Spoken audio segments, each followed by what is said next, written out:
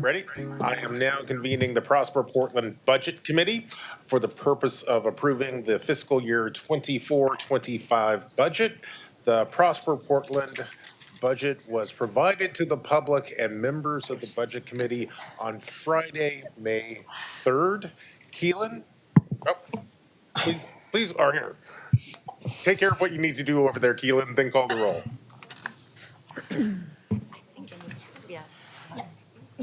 Commissioner, we need to convene first as the Portland City Council. Okay. And then, Oh, that's all right. No problem. Here, take two. I do. We just got off to a rough start, but I will pull this together again. I think I can call the roll for City Council. Sure. Call it. Hold up. I'll pull. So we do this like a normal council session. Rules of order, decorum, all that kind of stuff. All right. Yeah. Good. Here, I actually have a cheat sheet here. You can talk amongst yourselves for a second. You didn't get the blue jacket on it. I'm not blue. All right, let's try this again. This is the May 8th afternoon session of the Portland City Council. Keelan, please call the roll. Ryan. Here. Gonzalez. Here. Maps. Here. Rubio. Here. Wheeler. And now I'll turn it over to legal counsel for the rules of order and decorum. Welcome to the Portland City Council. To testify before council in person or virtually, you must sign up in advance on the council agenda at www.portland.gov/council/agenda. Information on engaging with City Council can be found on the council clerk's webpage. The presiding officer preserves order and decorum during City Council meetings. The presiding officer determines the length of testimony. Individuals generally have 3 minutes to testify unless otherwise stated. A timer will indicate when your time is done. Disruptive conduct such as shouting, refusing to conclude your testimony when your time is up, or interrupting others' testimony or council deliberations will not be allowed. If you cause a disruption, a warning will be given. Further disruption will result in ejection from the meeting. Anyone who fails to leave once ejected is subject to arrest for trespass. Additionally, council may adjourn and reconvene virtually. Your testimony today should address the matter being considered. When testifying, state your name for the record. Your address is not necessary. Disclose if you are a lobbyist, and if you are representing an organization, please identify it. For testifiers who are joining virtually, please unmute yourself once the council clerk calls your name. Thank you. Thank you. And I think this is the part of the meeting where I say, I am now convening the Prosper Portland Budget Committee for the purpose of approving the fiscal year 24-25 budget. The Prosper Portland budget was provided to the public and members of the Budget Committee on May 3rd. Keelan, please call the roll. Ryan. Here. Gonzalez. Here. Rubio. Here. Maps. Here. Colleagues, the mayor's proposed budget includes just under $2 million in additional funding for several important programs and positions in Prosper's budget. These investments include personnel and direct event sponsorship resources for the Events and Films Office. These activities will be significant drivers in our city's revitalization. There's also funds for the creation of the first ever small business office, a resource for advocacy and navigation in service of our city's small businesses. There are also additional funds for repair grants to support small businesses with the cost of property damage. There is also a new position to move forward large-scale public-private partnerships and redevelopment opportunities so that we are continuing to produce more affordable housing, attracting more business investments, and creating greater economic opportunities for all Portlanders. Before we hear an overview of Prosper Portland's budget, I'd like to invite Commissioner Rubio, who oversees Prosper Portland, to share a few words. Thank you, Council President. Before we begin the presentation, I wanted to mention just a few important appreciations. As the Commissioner in charge of the Community Economic Development Service Area, I want to thank Prosper Portland and particularly the leadership of Director Kimberly Branham and her team, and also Chair Tavo Cruz and the Prosper Board for ensuring that the budget aligns with the advanced Portland priorities, such as a focus on creating an Office of Small Business, supporting events and repair grants, and maintaining Prosper Portland's ability to advance inclusive growth as the current generation of tax increment districts sunset. As the city's economic development agency, it's really great to see that they have really centered the growth of specific industry sectors that have committed to Portland and have committed to creating industries that have a focus on creating family wage jobs and sustainable practices. This good work ensures that we are promoting opportunities for all Portlanders through equitable wealth creation. So with that, I will turn it over to Chair Cruz and Executive Director Branham. Oh, sorry. Before we do that, may I read the title of the item, just so we have it on the record? Okay, great, thanks. Item 368, Council convenes as Prosper Portland Budget Committee to receive the Prosper Portland fiscal year 2024-25 proposed budget and hold a public hearing. Thanks. Good afternoon. Thank you, Commissioner Rubio and Commissioner Mapps. Appreciate your introductory comments. I'm Gustavo Cruz, Chair of the Prosper Portland Board of Commissioners. I'm joined by our Executive Director, Kimberly Branham, Economic Development Director, Shay Flaherty Bettine, Development and Investment Director, Lisa Aboif, and Tony Barnes, Chief Financial Officer. We are pleased to be here this afternoon to present the fiscal year 2024-25 proposed budget to City Council serving as Prosper Portland's Budget Committee. I will start us off, and then Kimberly will provide an overview of the budget, key outcomes, and our strategic priorities. Shay and Lisa will then share how those priorities show up in the programs and projects, and how that programming is supported by returning TIF and other general fund resources in the mayor's proposed budget, as well as a new Portland Clean Energy Fund allocation to support small business and commercial properties in making clean energy infrastructure improvements. The team will also discuss final projects and programs in several closeout TIF districts, as well as our work in exploring the creation of new TIF districts that will support investments in the Central City and East Portland.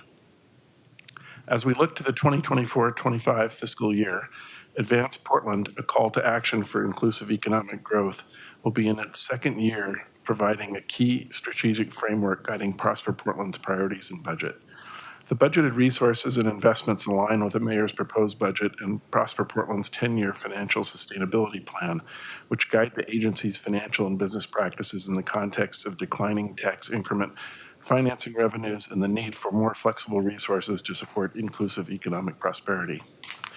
Accordingly, the proposed investments deploy a diversity of funds and a social impact investment model to help Portland small businesses, traded sector industries, and Central City and neighborhood commercial districts to stabilize and grow through community-driven, equity-centered programs like IBRN, Mercatus, My People's Market, Portland Means Progress, TIF district action plans, small business grants and loans, and the Neighborhood Prosperity Network. We have another slide. Great, thank you. On behalf of the board, I offer our thanks to the members of the Community Budget Committee listed here, as well as the many community partners and staff involved in preparation of this budget. We appreciate the considerable time invested in refining and prioritizing investments in alignment with both citywide and geographically specific priorities, as well as a racial equity lens. We also very much appreciate the investments included in Mayor Wheeler's proposed budget that will fully fund implementation of the Small Business Office, continue to fully fund the Office of Events and Film, and provide ongoing support to Portland small businesses through repair grants. Thank you for your commitment to and belief in Prosper Portland's work to advance an inclusive recovery and to economic growth in Portland. And as board chair, I would also like to especially call out the Prosper Portland staff and Tony Barnes and his team for their great work on this budget. And now I will hand the presentation over to Executive Director Kimberly Branham. Thank you, Chair Cruz. Good afternoon. Commissioners, for the record, my name is Kimberly Branham, Executive Director of Prosper Portland, and we are really delighted to be with you today. As you know, this is the culmination of months of work, and so we're glad to be able to have an opportunity to discuss our full budget with you. As has been discussed, our work plan and this budget is guided by Advance Portland. The fiscal year 24-25 proposed budget includes funding that enables progress on key strategic priorities, so that you'll see that within business retention and growth, there is budgeted staff and investment that will deploy business retention, expansion, outreach tools, and enable an economic impact statement. In order to support small businesses, we've been discussing that this budget will seed the first Office of Small Business and provide supportive resources for lending, technical assistance, tenanting, and repair grants. The Business District Recovery is advanced through catalytic events supported by the Office of Film and Events and the commercial projects on neighborhood main streets. And finally, you'll see inclusive development priorities advanced through catalytic commercial and middle-income housing development projects, some in the pipeline already, and completing the new TIF district exploration process within East Portland and Central City to enhance future funding for stabilization, inclusive growth, business retention, housing production, and infrastructure, if it is determined that it's supportive. Next slide, please. All right, at a high level, our proposed budget includes $300 million in available resources, and we anticipate up to $161 million in total expenditures. You'll see that 67% of funding resources come from existing tax increment finance districts, and that's going to be the focus of our discussion today. We're going to dig deep on the TIF districts because we had an opportunity to talk to you about the other citywide funding tools when we were here with the rest of the service area. But as you'll recall, the remaining 33% of resources come from revolving loan resources, federal grants, general funds, recreational cannabis funds, and Portland Clean Energy Fund resources. The figure includes the approximately $17.3 million in ongoing resources from general funds and the cannabis tax funds.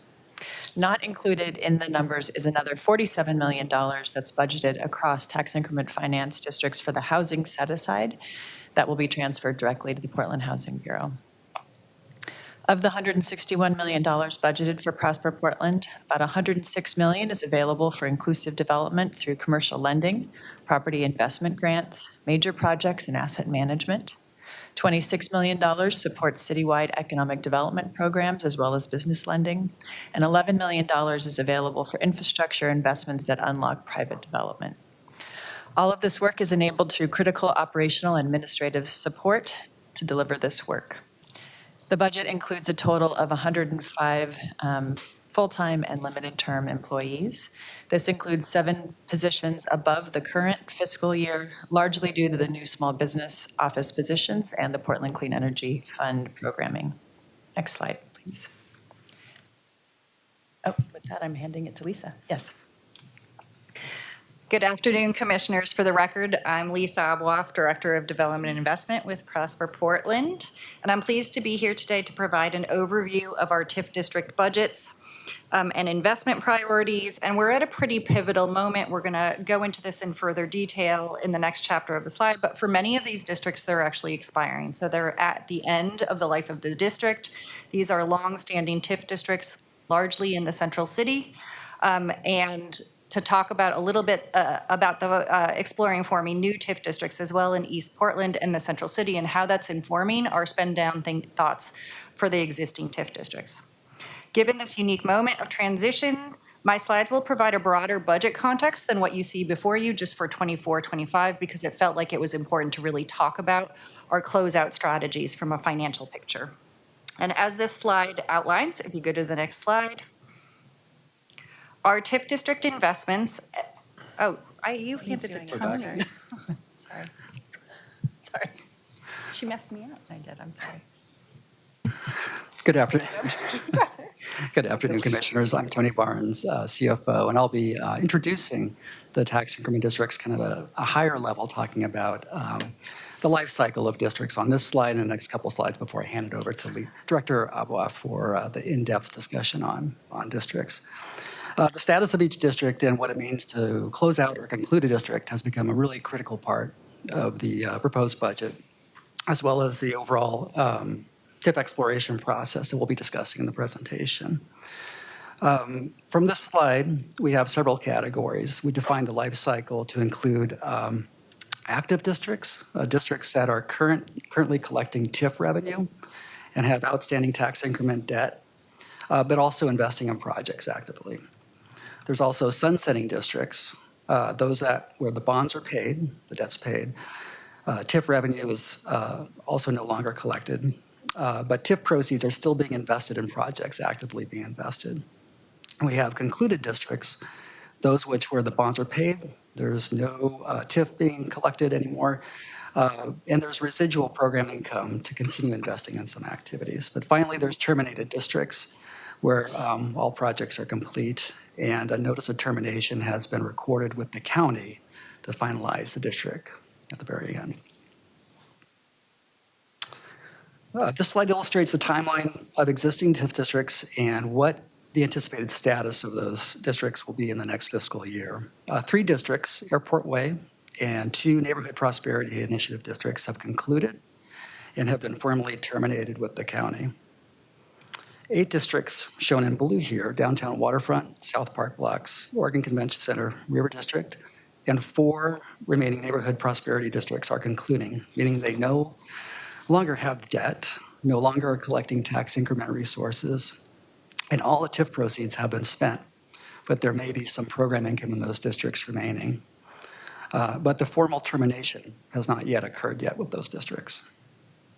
4 districts, shown in yellow, Central East Side, Interstate, Willamette, and Lens, are sunsetting, meaning that that while bonds are repaid and TIF is no longer collected, they have ongoing spending through next fiscal year and in the budget.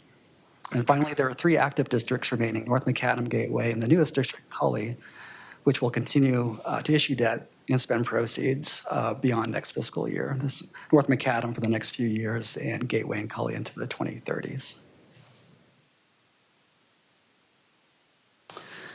When combining total investments in the current fiscal year with next fiscal year and the 4-year forecast, the total investment's about $276 million in community-based TIF district investments. And when adding the housing set-aside, the total is $361 million over the next few years. The expenditures can be summarized in 4 major categories: grants and infrastructure, business and property lending, asset management, and commercial tenanting, which also includes a couple other categories. Business and property lending makes up about 28% or $77 million of the planned expenditures. That includes tenant improvement loans, commercial property loans, investments. Grants and infrastructure category includes no return on capital or investment. They represent both grants to small businesses and nonprofits, as well as infrastructure investments to unlock development. The final category here, asset management, commercial tenanting, includes the operations and maintenance related to commercial tenanting, as well as holding costs for properties, including Broadway Corridor and other action plan investments. So with that summary, I'll now hand it over to Director Aboua for in-depth discussion on the TIF districts.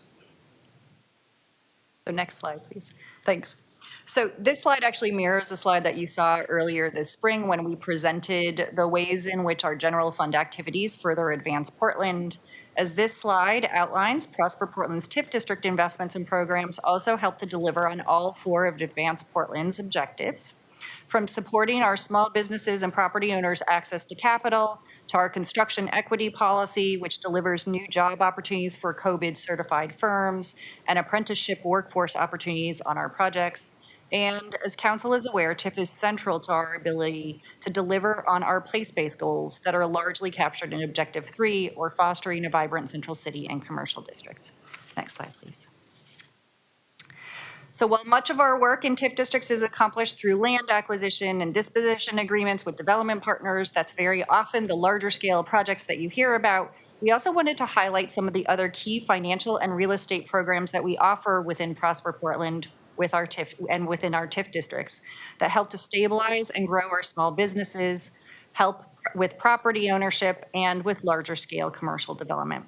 We offer a range of financial programs from, and you see just a couple of those listed here, from our smaller grants like the Prosperity Investment Program grant that helps small businesses make tenant improvements or facade improvements, to larger scale loans, which we recently retooled to better address gaps in the conventional lending market, particularly given current market conditions, to direct leasing and tenanting of space that can offer important commercial hubs and anchors to surrounding residents. And in the upper right, you just see a couple of the small businesses that we've worked with in various capacities, from Ladybug Academy, which is a childcare provider that received both a loan and grant to help them to move into space on the ground floor of a PCRI building on MLK, or the Phoenix Pharmacy project along Foster Avenue in Lents, which was an unreinforced masonry building that we provided a commercial property loan to renovate and re-tenant a long vacant building, and we worked in conjunction with a longtime property owner to tenanting of various properties that Prosper owns or manages at Alberta Commons, 10th and Yamhill, the Nick Fish, and Lens Commons towards affordable commercial opportunities. Next slide, please. So before digging into kind of individual district budget overviews, we wanted to highlight 4 key projects and priorities for the agency this coming year. As you know, development projects often take multiple years, and these projects will continue to be before you as we advance through the 24-25 budget and probably into the 25-26 budget. Some of those key priorities specific to 24-25 include progress on Broadway Corridor in the River District TIF District. We've completed demolition, and we're working with the Portland Bureau of Transportation to initiate construction of Johnson and Kearney, as well as with the Portland Housing Bureau on their Phase 1 affordable housing project that cannot build without those new streets and utilities. In the upper right-hand corner, you see the Williams and Russell project in the Interstate TIF District, where we're working with the Williams and Russell CDC, Audrey Development, and PCRI, as well as the Portland Housing Bureau, on the build-out of 3 projects, and then with Legacy Health, who currently owns that land, on the transfer of the property back to the CDC and the community as steward of the land. Moving to the east, you see the 2 projects at the lower end. We have a negotiated disposition and development agreement with Palindrome Communities for redevelopment of property that Prosper Portland owns at Southeast 92nd and Herald that can deliver on 159 new mixed-income housing projects within the Lents TIF District. And then on the right, you see in the Gateway TIF District, we have a similar agreement with Madomi Development, the David Douglas School District, and an IGA with the Portland Bureau of Transportation for the construction of new streets at Northeast Oregon and 100th, which will make over 10 acres of property available for future development, both with modular housing and future school expansion for David Douglas schools. Next slide, please.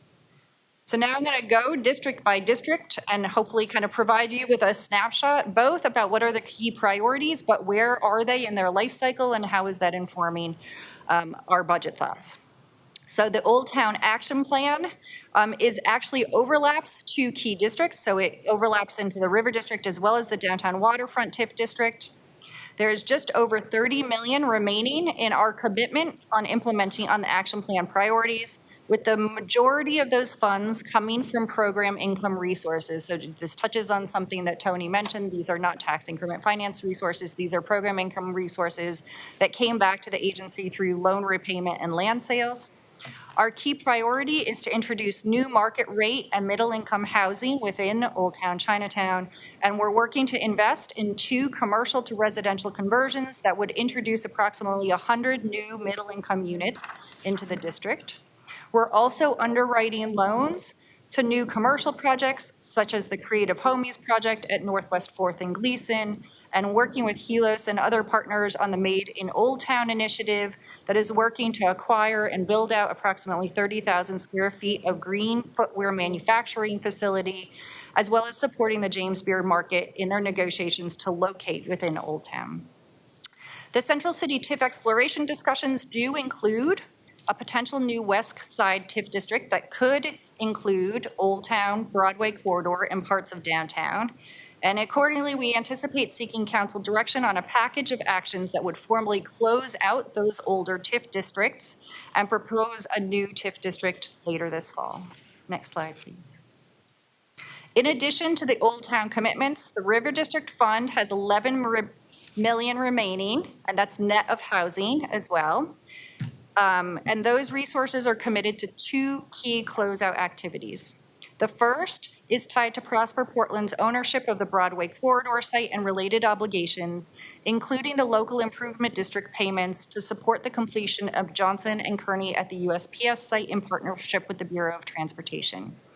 As I mentioned earlier, this infrastructure is required for our ongoing negotiations with Related and Melvin Mark on future private build-out of the property, as well as the Portland Housing Bureau's ability to deliver on their development of their property, or Block 4, which they actually have out for RFP submittals from teams who submitted to a previous RFQ. The other key bucket of activity in the River District is we have significant property holdings and management costs within the River District. This is something that Tony touched on, tied to Centennial Mills, the Station Place parking garage, and Union Station. We have a disposition agreement in place for the Centennial Mills property, and disposition of that property continues to be a top priority. You may have actually seen that the developer has started to prepare the site for future development and recently removed the MPU paddock building that was located on the site. We're also in ongoing discussions with ODOT and Amtrak regarding the long-term ownership and asset management of Union Station, given the station is central to Amtrak's ability to continue to provide passenger rail service, not just for our city, but for our region and our state. Next slide, please. The Central East Side District, compared to River District and Downtown Waterfront, is actually a sunsetting district. So it does have remaining tax increment finance resources of approximately $18 million over the next fiscal year and subsequent years. Next fiscal year, we anticipate a number of priority budget and TIF plan related activities. First, we're negotiating a development agreement with OMSI and city partners that would commit just under $11 million of tax increment financing for construction of New Water Avenue. This is a top priority for OMSI, and the long-term build-out of their properties adjacent to the Orange Line relies on the New Water Avenue infrastructure construction. You'll see that line item in both this fiscal year and next fiscal year's budget. We do anticipate bringing that development agreement term sheet to council for consideration later this summer.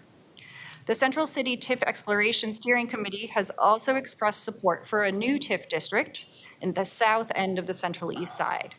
The anticipated package of TIF district-related actions this fall that would come before council could therefore include amending and shrinking the current Central East Side TIF district just to the north end. And that would allow us to continue to spend the existing remaining TIF resources we have after our investment in New Water Avenue to support small businesses via grants and loans for another 2 to 3 years. Next slide, please. The Lents TIF district is similar to the Central East Side. You'll note it is a sunsetting TIF district, so it does still have remaining TIF available. It has approximately 17 million remaining in that TIF district, with significant investment anticipated for Prosper properties within the Lents Town Center at 92nd and Foster. We have an active agreement and are working with Palindrome Communities to determine financing that is needed to deliver on a new 150-unit project that aligns with their initial community vision that was set out in the Lents Action Plan and furthers on the city's housing production strategy. In addition, we do have existing assets also at the Lents Town Center. We own Lents Commons, and we are actively tenanting the ground floor of that space in alignment with our affordable commercial goals. We've received an LOI, and we're in negotiations with a tenant to tenant up the two of the 3 remaining ground floor spaces at Lents Commons and we are reserving resources to provide affordable commercial space support to them through things like tenant improvement grants and support. We're also continuing to work with Mercado, who actually leases their property on Southeast Foster from Prosper Portland, both to address immediate fire damage repair as well as longer-term property ownership of the site. Similar to the Central City TIF exploration processes, the East Portland TIF exploration discussions do include the potential for a new TIF district along 82nd Avenue that could include portions of what is currently in the Lentz TIF district. That would, similar to the Central East side, that would mean we would need to amend the Lentz TIF district to shrink it to a smaller area so that any new TIF district could be created along 82nd, because we can't have the same area in two TIF districts at once. The amended district, the shrunken district, would then have additional resources that are remaining in the existing Lentz TIF district available to continue to spend down via loans and grants to small businesses over the next 2 to 3 years. Next slide. Okay, so the interstate TIF district is what we often call more the North-Northeast district. We do have an action plan that guides our investments in that district. Like the Central East side and the Lentz TIF districts, the interstate TIF district is sunsetting, but it has much more significant resources remaining of approximately $44 million to invest over the next fiscal year and forecast years.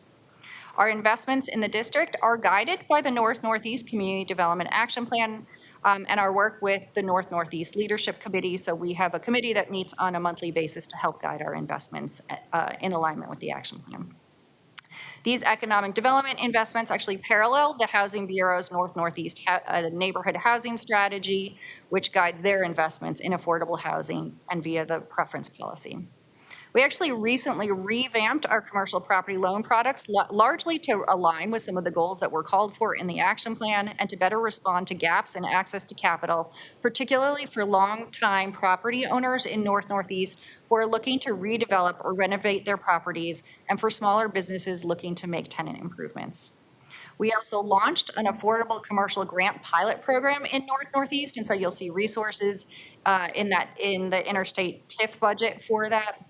That program will provide grant funding to property owners who are actively working with businesses to lease their space at below market rates. They would then, signing up for the lower the market rates would actually then make them eligible for a grant. And another long-time priority for the Leadership Committee is investment in a cultural business hub or hubs within North-Northeast. We recently issued a request for expressions of interest, and we're actually working with 3 of the proposers to invest up to $6 million in each of their projects or across their projects to develop a gathering place for tenants, to provide technical assistance, and to provide access to financial resources for small businesses in line with the community's vision for a cultural business hub. And finally, the picture you see in the lower left, again, we are partnering with the Williams and Russell CDC, Audrey Development, and PCRI, as well as with the Housing Bureau on co-investment in the Williams and Russell property that Legacy Health has committed to transfer to the CDC. Our primary investment to date in the Williams and Russell project is to fund pre-development activities such as site partitioning and early design on the Black Business Hub, and we anticipate a more significant investment over the next 2 to 3 years will be made as part of the financial stack for the Black Business Hub project. Next slide, please. So transitioning now to those 3 districts that continue to have access both to tax increment finance resources and also whose bonds are not paid off. North Macadam is still an active district, and we anticipate having significant resources to invest in both economic development and affordable housing over the coming 5+ years. Budget priorities for the coming fiscal year includes updating and delivering on a disposition and development agreement that we have with Portland State University. This has been a partnership that we've had with them for 5+ years. Past outcomes of this agreement include the development of the building that actually the city's Bureau of Planning and Sustainability is co-located in with Portland State University, which was actually developed on property that was transferred by Prosper Portland. More near-term investments include supporting PSU's relocation and build-out of the Portland State Business Accelerator, as well as future redevelopment of the University Place property It's a partnership that contemplates mixed-use development, which could include, this was done prior to their bid for Keller Auditorium, but could include Keller Auditorium if they are successful in their bid. We're also continuing discussions with the South Portland Neighborhood Association Bureau partners, particularly the Bureau of Transportation and Parks, as well as large landowners like OHSU and Zidell, around the ongoing need for key infrastructure investments in Bond Avenue and the South Portal to support new vertical development.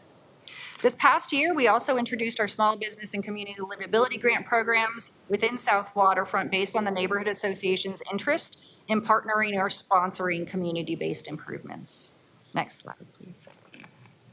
Similar to North Macadam, Gateway is an active TIF district where we are able to continue to deliver on community priorities in East Portland. Over the past year or so, we've been working with community partners to actually update the 2016 Gateway Action Plan, which will then guide the over $45 million of investment that we have available over the coming years.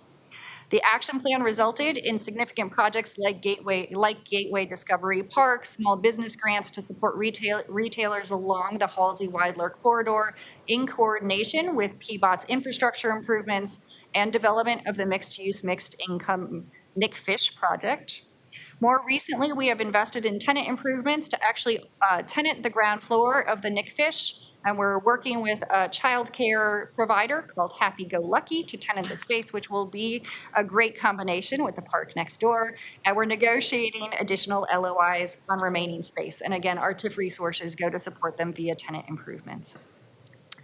As previously mentioned, we also have the development agreement with Madobe Gateway and David Douglas School District, as well as our IGA with the Bureau of Transportation to deliver on infrastructure improvements that could unlock both a future expansion of David Douglas School District, as well as over 200 new units of modular construction of workforce housing at the Transit Center. Next slide, please. And this brings us to the end, our newest TIF district and kind of key partners as we're thinking about the future of TIF districts. The Cully TIF district will be in its second year in 24-25, so there are very minimal resources next fiscal year, but approximately 11 million in resources over the next 5 years. We're working with the committee that was appointed by this council as well as the Prosper Board to develop a 5-year action plan that will guide the investment of those resources. And in the immediate term, we'll use the small amount of economic development dollars that we have for next fiscal year to provide grants to small businesses within the district, similar to the grants that our 42nd and Cully Boulevard Alliance provided to small businesses in the past. Similarly, when you look at our neighborhood prosperity initiative areas, there's very little TIF remaining for those areas to deliver direct small business grants. Those organizations, particularly Rosewood, Jade District, Division Midway, and Hazelwood, continue to provide local community economic development capacity, largely through their general fund allocations, and are close partners in the city's East Portland TIF district exploration. And with that, I will hand it to Kimberly to go over where we are with the exploration process. Thank you, Lisa. All right, we're 2/3 of the way done. I know this is a lot of information. We appreciate your attention, but as Lisa mentioned, this coming fiscal year is really an inflection point for Portland's tax increment finance districts, with one generation of districts effectively sunsetting and concluding, and active community conversations regarding the potential for the next generation of tax increment finance districts. So I want to talk a little bit about where we are there. Next slide, please. All right, so as we look at the TIF exploration process, you'll see that we're getting close to some key decision points. In line with the direction that we received from you all in June of 2023, we're supporting the work of the East Portland and Central City steering committees and related working groups to identify priorities, geographic boundaries, and project lists.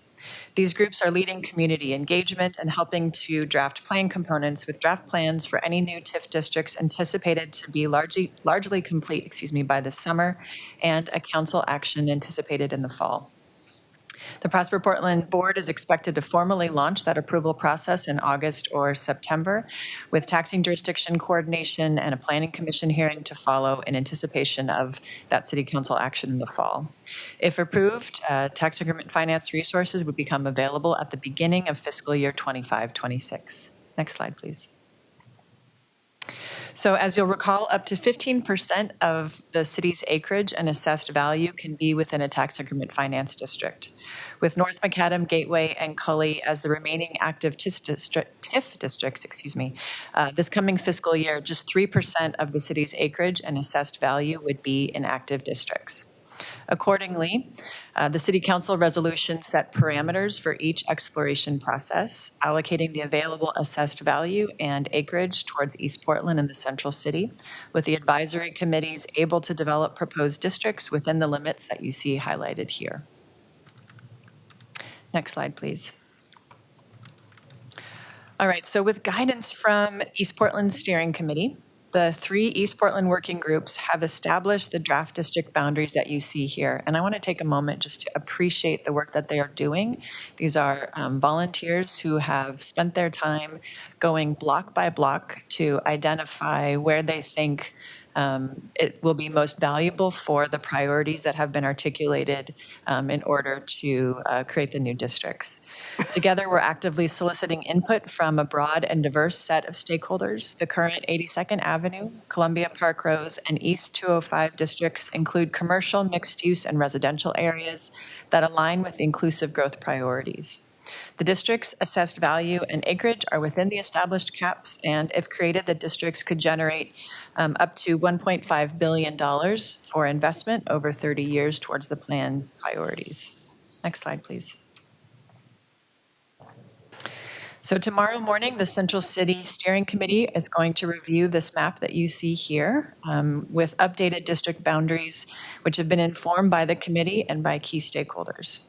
The draft West Side, Lloyd, and Tillicum East districts, these are placeholder names, so if people have strong opinions, we are taking all opinions, which incorporates the Tillicum East District incorporates southern portions of the Central East Side Industrial District, bringing catalytic redevelopment opportunities, including Lloyd Center, OMSI, and Broadway Corridor, as well as West Side waterfront and commercial and mixed-use areas that will likely require significant public and private investment in order to recover.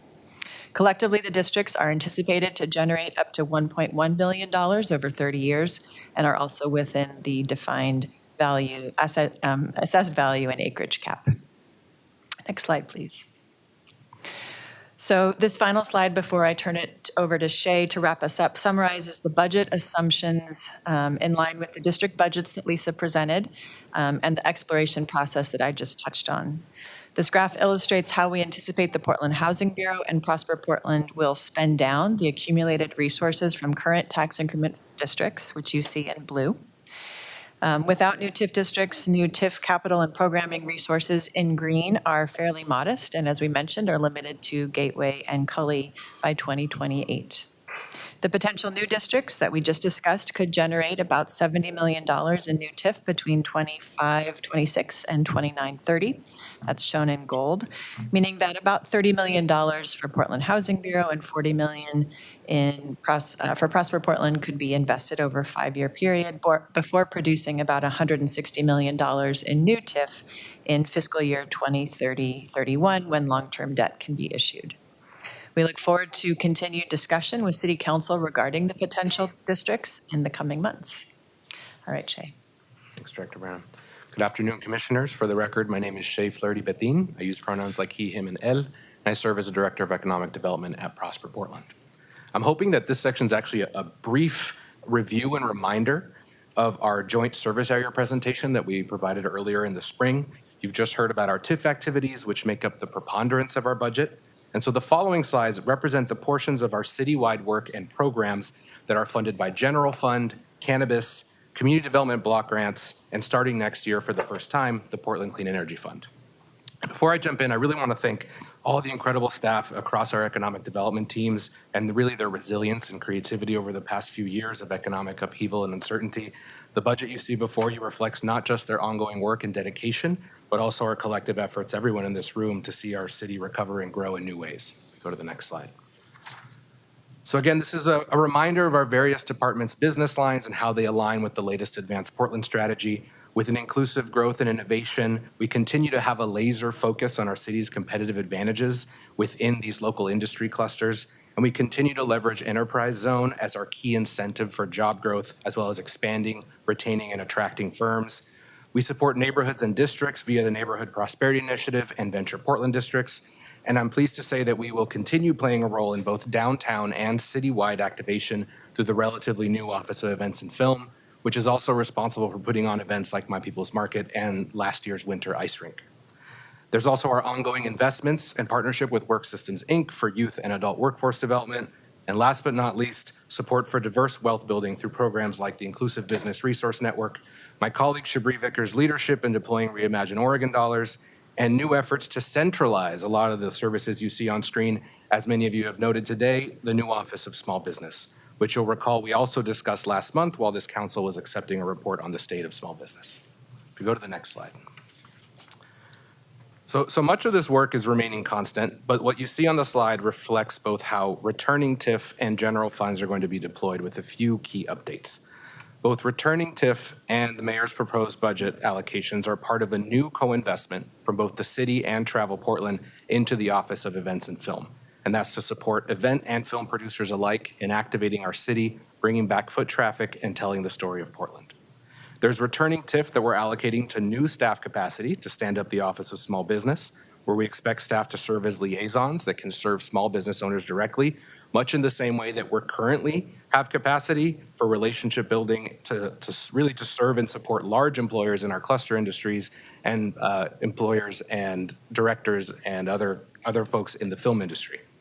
You'll see there's a one-time allocation for repair grants, which we know unfortunately and sadly continues to be a need for small business owners in our city around issues like broken windows and security costs. There's also a new project manager focused solely on public-private real estate projects, but primarily outside of TIF districts where we know the bulk of our resources lie. And you can see in blue just how returning TIF funds and the set-aside is now playing that role that TIF used to in subsidizing all of these council-funded priorities. I will also note this chart is inclusive of staffing, because when we go to the next slide, if we go to the next slide, you'll see that this chart, as opposed to the last slide, is a full picture across all the key programs and investments that are available citywide, again, meaning they're not restricted to TIF districts. And these are inclusive of staff costs. So when you look at the Office of Small Business, it looks small. That's because the bulk of the resources in the first year are to stand up the staffing. And again, meaning that these are not TIF resources. So we have general fund, cannabis, the strategic investment fund, federal community development block grants, and E-zone funds all supporting these programs. You'll note that there are several programs here. The bar in gray shows our funding last year. They're funded at lower levels mainly due to ARPA funds, as well as our seed grants winding down, and a 7% reduction to our ongoing operational budget. I'll also note the preponderance of the backlog that was held by Reimagine Oregon is going out the door this year. So you'll see a smaller number in starting next fiscal year. The largest increases you see on the screen come from PSEF investments that were outlined as part of the city's climate investment plan. Most of these funds, I'm pleased to say, will be going directly out the door as financial assistance, mainly in grants and loans deployed by many of the staff on Lisa's team.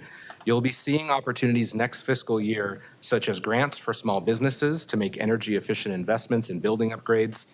You'll see expanded support for both technical assistance and equipment purchasing through programs like the Inclusive Business Resource Network, as well as new loan financing products at a smaller scale for commercial retrofits. We're excited by the 5-year partnership with PSEF and for the opportunity to really help small businesses be a part of the city's climate goals. And I think that's, if we go to the next slide, we have time for questions and discussion. Before we do that, Keelan, how many folks do we have signed up for testimony? One person. Could we go ahead and hear from that individual in case they want to move on to something else today, and then we can come back and do the Q&A? Why don't we call on that one person, please? Joshua Leake. Are they online? No. Welcome.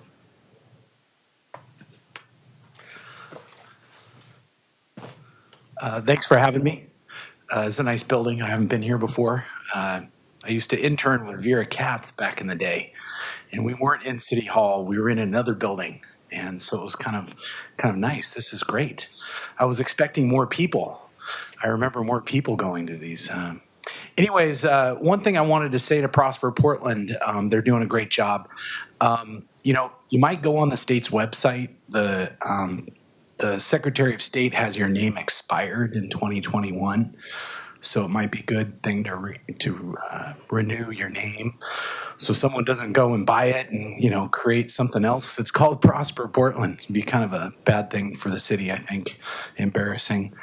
I come today, I'm an executive director of the Portland Film Festival, what I like to think is a signature event in Portland. Film is something I think, like all art, it really helps people connect. And I think our city is hurting in places. And what did people do during COVID? They watched a lot of movies. And Sundance is thinking about moving. And I wanted to come today to encourage Prosper Portland and all of our council members and anyone that runs for office to support the idea of bringing Sundance to Portland. It would be so good for our industry. So good for our industry. I do want to say one thing about the budget of Prosper Portland. I wish they'd spend more money on art, not just film.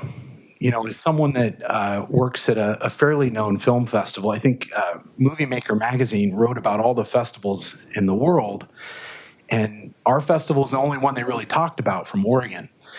And it's really sad when an organization as wonderful and as great as Prosper Portland only, you know, sends $5,000. You know, it would be great to get some more money so that we can bring more filmmakers. You know, every year we bring hundreds of filmmakers, their cast and crew, and we say, hey, make a movie in Portland. And that's happened before. And I just want to thank everyone for letting me speak. Sorry if I've gone over my 2 minutes. Thank you all. And, you know, Prosper Portland does a great job. I love the idea of doing the events and film category. Elisa does well. I just wish they got more money because film is just so important. Art is so important to our culture, and to ignore it, that means I got to go. Nope. 30 seconds. You know, the new budget, $8.2 billion. Wow, that's a lot of money. And I was looking at art. We give out about $8 million a year to artists now, not including any of the behind the scenes stuff. But, you know, Seattle gives about 21, and their budget last year was 7.4. So let's bring it up a little bit. You don't have to give it to the Portland Film Festival. I would love if you would, but don't do it. Let's give it to the other organizations. Thank you very much. Thanks, Josh. Appreciate your being here. Great. Q&A, anybody? So Josh said something that I'm enthusiastically supportive of. I've heard those rumors as well about Sundance. I assume we will pitch that. Is that correct? That's right. We have our Portland Film Office staff. We don't want to reveal anything too soon, but there is an RFP process, and we are seeking to apply. Good. And Josh, your input would be super helpful on that. Love to be on the committee. Great. Thank you. He also Dan? offered a very important note about the Secretary of State filing. Right? Was that real? I'm not going to do it. Do we have a lawyer? Our general who can counsel take says care we of don't that? have to register because it's our official governmental name, but we're going to double check on the website and just, Okay, I just didn't want that to like not go anywhere. So it's rather significant. Guys require it to be registered, so I assume it expired in 2024. we'll work on it. We'll But make thank you, Josh. We'll look into that. What is your hourly rate, just out of curiosity? Just like our festival, sir, we're all volunteers. Thanks, Josh. Glad you're here, by the way. Any other questions? Great. This is, I have some. yeah, Commissioner Ryan, Yeah. go ahead. Thank you, Kimberly and team. That was great. It was also a lot. And I think sometimes when I listen to your reports, I'm very taken with what I'm hearing. Then I'll leave and I'll think, okay, what are their top 3 focuses for next year? And how will I know if you've had a successful year? And I think since I've been here, we have dialogue about the ESCO property, the OMSI, which is Central East Side, and ESCO, I already said that, Broadway corridor. Those are the big 3 that are rattling my head. But I can't look at your budget and then follow the money to see if those are the top 3 priorities. Maybe I made them up and that's why I can't find them. help me understand how the numbers are legible in terms of connecting to your actual priorities. And maybe those aren't even close to your top three. Yeah, it's a great question. I think one of the reasons that we highlighted the four projects at the beginning was just to illustrate that there are projects that we are really focused on making progress on this year. And I think we can identify those as Broadway Corridor, Okay. as the OMSI Development Agreement, 92nd and Herald, Williams and Russell, and 106th and Pacific. I think those are probably our top 5 major projects that we are working really hard to move forward. And then I'll just add, And the TIF districts overlay with most of those. that's right, those are within tax increment finance districts. I would add that, if I'm going to do a top 10 prioritization, I know you've asked for 3, but just so those 5 projects, and then really looking at the exploration of the new generation of tax increment finance districts. While there are pretty moderate resources that are allocated towards that, there is a tremendous amount of staff and community time that's being dedicated towards that, so that we can get that in front of City Council in November, to have potentially the next generation of TIF resources available. And then, of course, we have standing up the new small business office, and retaining our major employers in the central city. Look for a great announcement, citywide, look for a great announcement that's coming out on Thursday, but those are our top, I think I'm counting Tomorrow. 7 priorities. We have to wait till tomorrow. Yeah. The suspense. Okay, so that was helpful.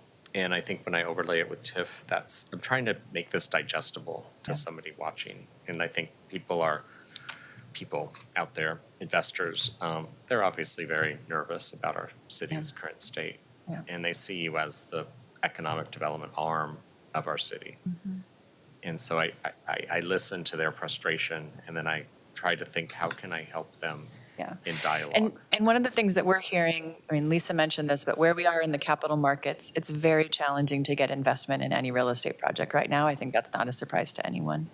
And so we are nimble and want to be responsive to where there are opportunities. But we're hearing a couple things. We're hearing, one, that making progress on projects like Broadway Corridor sends a clear market signal, and so we want to spend time and attention making progress there. So that's why that's a key priority. That's exactly what I want to hear. Yep. And I actually think having 10 priorities is too much. That's just my opinion. And I think getting some real wins, like Yeah. seeing some demonstrated success in Broadway Corridor, Yeah. is exactly the reputation uptick that we need.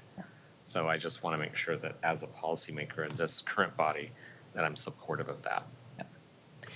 The thing that I want to complement to that is we're also, the projects in Old Town are smaller than Broadway Corridor, but being able to have a proof of concept with the modest resources that we have to support the conversion of commercial to residential is also something that we think will send a powerful market signal, that it's feasible to do that if we're able to make that happen with our resources. So Complicated. it's complicated, and lenders aren't investing in it right now to the scale that we'd like to Yeah. see. Yeah, they're having trouble penciling that out, the ROI. Yeah, that's what I keep hearing. So that's sort of that's our, in general, what we're looking at is what are gaps in the market, or what are things that could catalyze additional investment, and aligning that with the resources that we have in each of the districts. So I hear you for sure. And then the small business focus. Yes. I wasn't that charitable last time you were here about that, because I do think that we are a small business city, and I don't see our economic arm always being set up to be responsive to that. Clearly, there's been a lot of heartache, what they've experienced, and all of us up here hear those stories over and over again for the right reason.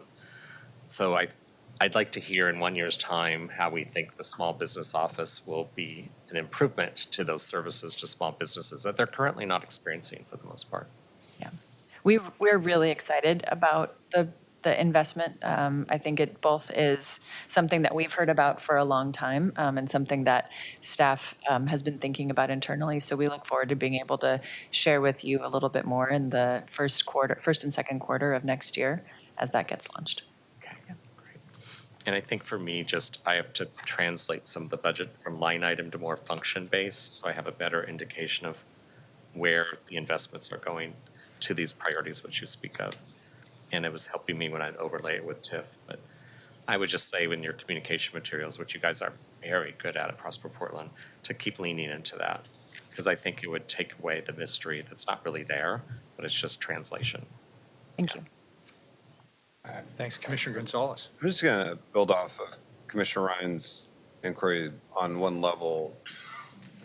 Just looking through the charter and sort of how the commission's set up, there at least contemplates that council articulates priorities for the commission with respect to economic development, urban renewal, and affordable housing construction. As of right now, from your vantage point, what has this council articulated as priorities for the commission? And does that dovetail at all with what, you sort of answered with Commissioner Ryan's questions? Yeah. I'll point to a couple of things, and some of these are changing practices. So first, I'll point to Advance Portland, which is the city's economic development agency, but as we mentioned, is a council-adopted policy that really guides all of our work. So that sets our priorities in terms of which industries we're prioritizing, the kinds of investments that we're making in neighborhoods, just really the full range of what we're doing is all in furtherance of Advance Portland. But digging down one level deeper, we have over the last few years, since I think about 2011, is that, for about the last 10 years, we've done something different in what I would call active tax increment finance districts, and those are 5-year action plans. And so those 5-year action plans have been approved by City Council. So Old Town, Gateway, Lentz, and Northeast each have 5-year action plans. And those we've brought before after significant community engagement and understanding what the remaining resources were, and then brought to council. And so those are council authorized policies. And then finally, of course, the set aside policy is City Council's affordable housing direction to Prosper Portland. And that is why we allocate about 45% of our resources to the Portland Housing Bureau. And then they steward those resources in alignment with the set aside policy. Okay. And then two related questions. So also by charter, the mayor promotes certain industries. How would you articulate where Prosper ends and the mayor's office starts, or vice versa, in supporting the growth of industry, at least in current practices?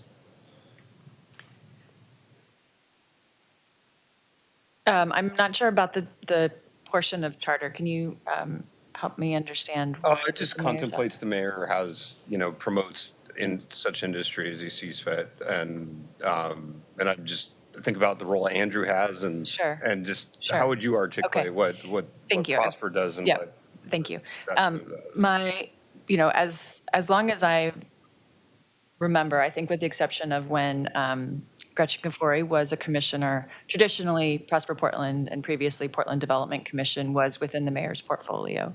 And so what I anticipate that they're speaking to is the fact that as commissioner in charge, or the official liaison, the role that Commissioner Rubio is playing, there's a lot of championing and direction that comes forward. And so as the commissioner in charge or the central liaison to Prosper Portland, they are the more regular person who we're engaging with and promoting the work on a regular basis in between council actions.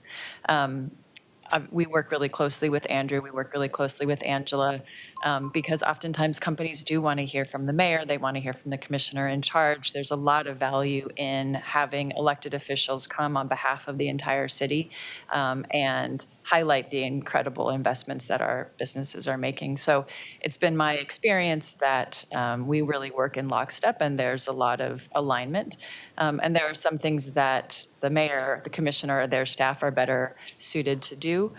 Some of those are more ceremonial and some of those are in fact really solution oriented. For example, making sure that PBEM is working the mayor or the commissioner have a different leverage point than we do. One of the things that's been incredibly helpful that's happened as we are retaining businesses, given Commissioner Rubio's portfolio, is being able to make sure that the Bureau of Development Services is expediting permitting for major investments. So those kinds of things are happening with regularity based on their positions as our chief liaisons. Could I jump in on this? It's an excellent question. I appreciate Commissioner Gonzalez asking it. So our office gets detailed frequently to businesses that are already here, as well as businesses that are potentially being recruited. Oftentimes, it's Prosper that we hear about potentially recruited businesses, and we're brought into those discussions. We tend to lead the discussions locally if it's related to crime, homelessness, or livability. And we have people in my office specifically who reach out and maintain relationships with existing businesses in the city, Andrew Fitzpatrick being foremost amongst those. But also Dakota was very involved in those activities as well. And I would say in recent years, like at least the entirety of my term, the focus has been predominantly on providing city services to those small businesses. It has not been the large-scale recruitment and ribbon cuttings and the like. It's been clean up the street, clean up the graffiti, deal with the homeless encampment, deal with the criminality element near businesses. And that's really been a key part of our focus. Now, having said that, obviously we've worked in collaboration with Prosper on a number of things. The navigation center issue is one that came to us. It's one that Prosper put a lot of time and energy into resolving. The Office of Small Business, that was a collaborative effort that came from Prosper, from Commissioner Rubio, from business leadership, just saying, look, we need a touch point somewhere at City Hall that's focused narrowly on those issues. During the protests, we heard from many small businesses and large that they needed help getting back onto their feet after people had gone in and engaged in criminal destruction and vandalism towards those businesses. We created both a grant program, which is administered now through Prosper Portland and other issues. The events office, things like the ice rink, and then the commercial space program. That's really one that came out of your office, I believe. It was originated in Prosper, is that correct? But it's one, frankly, through the mayor's office, we've been able to leverage through our personnel. And then just the focus on industries. We had Josh in here talking about the film office, so the coordination of the film and the events office. That's a partnership that I don't think we could do without Prosper, the focus on outdoor and sports and outdoor apparel as a potential cluster. The work we're doing around arts and culture to help revitalize the city. I think everybody on this council has had some interaction, and again, Prosper's helping us to lead those efforts and secure funding for those initiatives. So it's a little bit of a conglomerate. It's a great question, and I'm going to think about it a little more and give you maybe a more succinct answer. No, it's still. But it's a really good question. I appreciate it. And I guess the last question in this area is you think about the way economic development has sort of evolved in the city over the years, PDC to Prosper. How would you characterize the current interplay with the Housing Bureau versus what would have been true 25 years ago, just sort of as a reminder of the history and how you see that working currently? It's a great question, and my institutional memory goes back about 2 decades, so I can speak to that. So there was a period in which the city had what at the time was called the Bureau of Housing and Community Development. which had things like the community development block grant dollars, your federal funds, and did a lot of planning and also navigated sort of what was at the time the 10-year plan to end homelessness. And so a lot of the functions that have now been moved into the joint office. So that was the Bureau of Housing and Community Development. Of course, you had at the time Home Forward, which was then HAP, and then you had the Portland Development Commission. And we had at the time a housing department that was largely focused on affordable housing. I think it felt like there was a mismatch between sort of the policy arm and then the development arm, and some distrust that Portland Development Commission was really making good on some of the affordable housing priorities, or in any way it was confusing to the general public about who was on first for affordable housing from the city. And so the decision was made to create the Portland Housing Bureau, and that followed on City Council's direction to create the set-aside policy, I think, which also came from the feeling that not enough investment and attention was being made to affordable housing. In 2015, when the 2015, Tony, 2014, 2015, when the set-aside policy was updated and that moved to 45%, that really was a meaningful, 30% was significant, but 45% is really a meaningful amount, even more meaningful amount of tax increment finance. Nearly half of all resources now go to affordable housing. And, you know, even at 30%, Portland was really a national leader in establishing affordable housing as such a high priority. We think that we are the highest in the country at 45% as a city. And so in terms of the relationship between Prosper Portland and the Housing Bureau, we are, you know, as close as you can be as organizations. We're sister organizations. We have shared priorities. We co-invest. We, you know, really work very closely together. But we also have an intergovernmental agreement that helps to keep clarity of who's on first for what. At the beginning, after the Bureau was created, that was important. So it's definitely been it's evolved over time, both organizationally and as investments have been increased by City Council. Appreciate it. Thank you for walking down some of the history. Commissioner Ryan? Can I just, Yeah. can I add one thing, just because I think we also, very often our affordable commercial work is in the ground floor of affordable housing projects. So we're often co-investing physically in real estate assets together. Got it. Yeah. Okay. Thank you. We don't have a lot of opportunities to do this, so thanks. It's good to just have more like a work session dialogue with you as we're in a budget session. So I think the arts comments made earlier by, I think Josh left, we're good. Of course, there's apples and oranges, I'm sure, in those comparisons. And I experience that sometimes with how we're building our focus. I'm glad that we're talking about arts as an economic driver, like SCORE. Thank you, Commissioner Rubio, that we've been consistently staying on that message. And it's all of us should say that.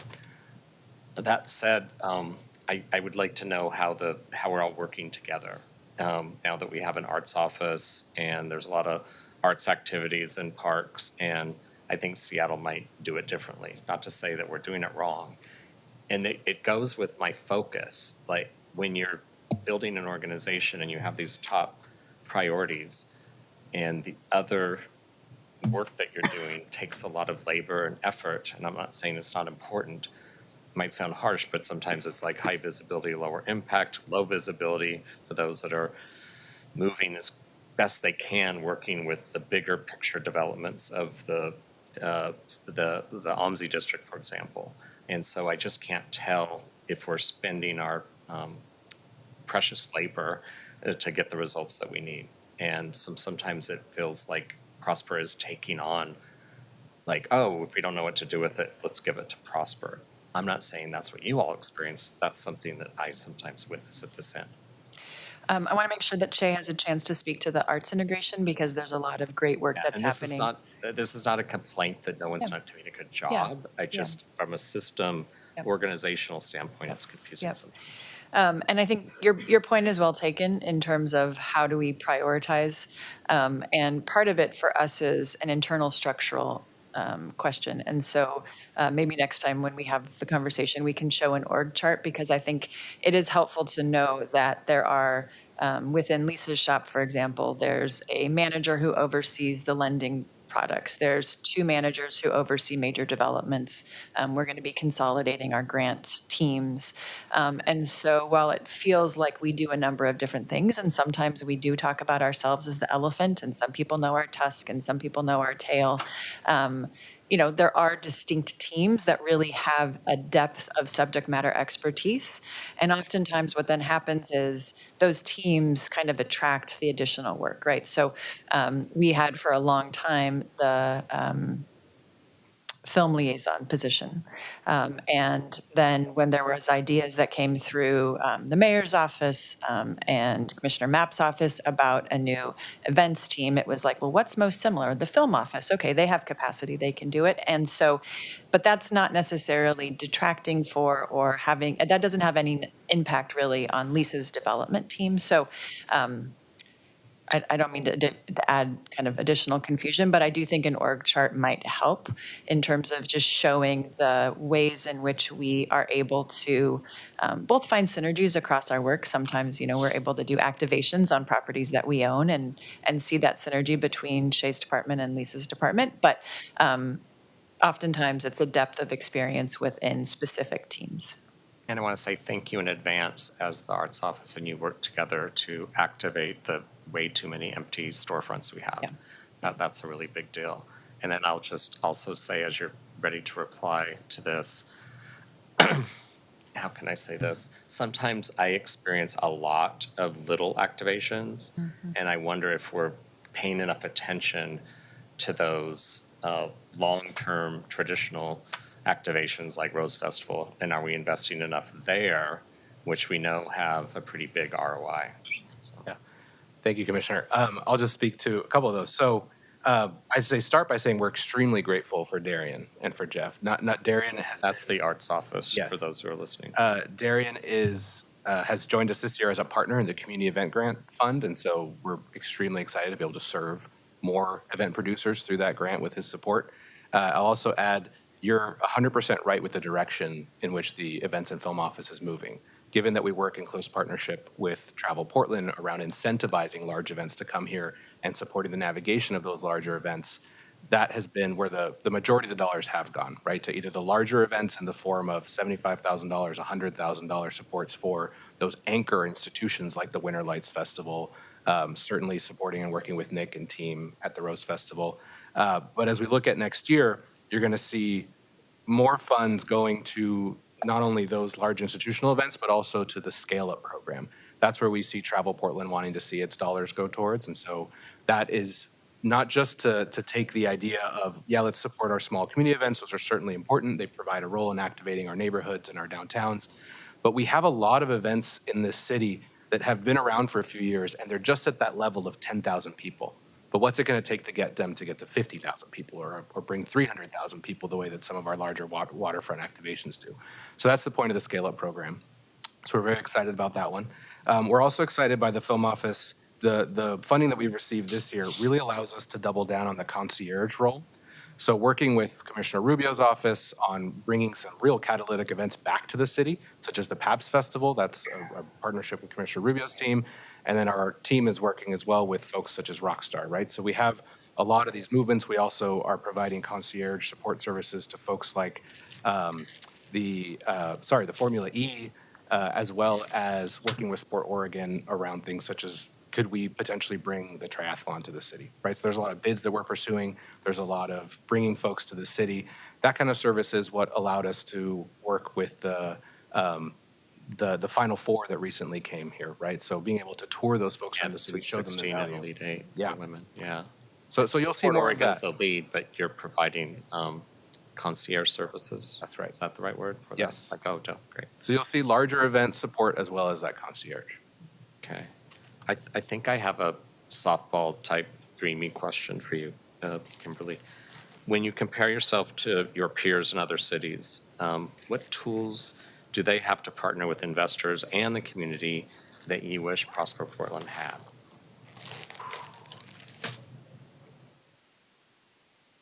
Is it in this budget? Well, I mean, so I'll start by saying we appreciate having tax increment finance. It is a tool that only Oregon has on the West Coast, so it's not available in Washington or California, and that makes a big difference. Got it. But unlike a number of cities and states on the East Coast and certainly in the South, and this is generally something that you see more at the state level, but sometimes at the city level, we don't have a tradition of tax incentives as a state that are, that's meaningful. So Shay mentioned the Enterprise Zone, which is a tax abatement program. It's our best tool that we have, and we are very grateful for it. But we are competing against major cities and states that will spend millions of dollars to attract and retain major employers. And that sometimes puts us at a competitive disadvantage. I really appreciate that. And I think the more data we have on that, because I think we're good at starting, we have people here are brilliant and are entrepreneurs that start businesses, but they don't always feel supported to keep growing here. So I think that might be where we need to invest, right? Yeah. Thank you. But anyway, that was really crisp and clear. I hope my colleagues heard that, because I think we're behaving in a way that's not going to get us to the next level. And for example, when I first got the assignment that the mayor gave me with doing something about homelessness, we acted. We were the ones that got the villages started. And yet right when we started building them, we were told we had to decommission 3 villages with no services or set up, and were pretty grim. And so in Water Avenue, there were 2, and there was 1 in the Old Town. So we stopped everything and decommissioned those. And now they're sitting there waiting for the investment, correct? And what's the holdup? I think because we had to stop everything and help with that, you just wonder, what is it because of the calamity that we're currently experiencing? Yeah, here in the Ellsworth? capital markets are really challenging. We are optimistic. We are working closely with in the Central East Side on the workshop blocks with Beam and Colas on the event venue. Great. So hopefully we'll start seeing that this year, moving forward. Yeah, Okay, and that's one of the aspirations for next year? that's correct. Okay. Thank you. Thank you so much. It was good to have some real dialogue. Yeah. Thank you. Great. Any other questions? Fabulous. Colleagues, since we're meeting as the Prosper Portland Budget Committee, this is a little unusual in that we won't be asking for a motion or a second today. We'll be continuing this. So with that, this meeting of the Prosper Portland Budget Committee is continued to May 15th at 4 p.m., where members of the committee will hear any amendments to the budget, and the committee will vote to approve the budget. Thank you. Terrific discussion. Thanks for being here. And we are adjourned.